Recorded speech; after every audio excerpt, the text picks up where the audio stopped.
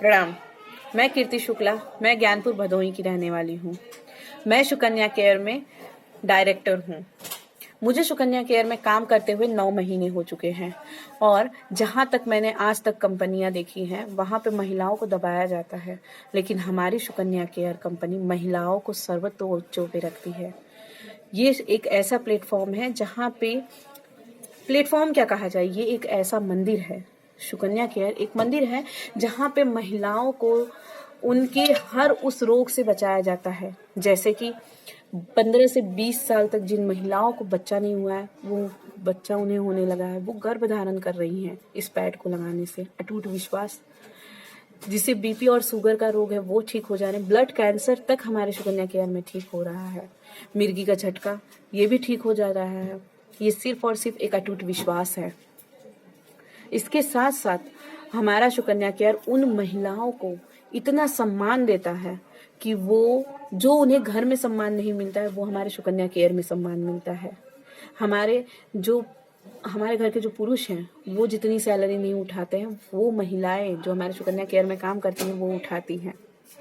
और उससे भी ज़्यादा हमारा सुकन्या केयर जो मंदिर है वहाँ पे महिलाओं का जीवन भी बचता है और एक नया सृजन भी होता है। तो क्यों नहीं इस अटूट विश्वास को और बढ़ाया जाए। 8 तारीख को होली है। इस पे मैं एक कहानी बताना चाहती हूँ। होलिका, जिन्हें भगवान से वरदान मिला था कि वो कभी अग्नि में नहीं जलेंगी, और प्रहलाद अपने प्रभु के उसमें लीन थे, नारायण भगवान के। उन्हें अटूट विश्वास था कि मुझे जीवन में कुछ नहीं हो सकता। उसी पे होलिका जी ने, उनके पिताजी ने जो थे, उन्होंने होलिका को कहा कि उनकी बुआ को कि एक बहुत बड़ा लकड़ी का ढांचा खड़ा किया गया जिस पे होलिका बैठी और अपने गोद में प्रहलाद को लेके बैठी। प्रहलाद को अटूट विश्वास था कि मैं इस होलिका में नहीं जल सकता, मैं इस अग्नि में नहीं जल सकता। लेकिन होलिका को शंका हो गया अपने जो उन्हें वरदान मिला था उस पे, और होलिका जल गई। लेकिन प्रहलाद ऐसे के ऐसे ही वापस आ गए।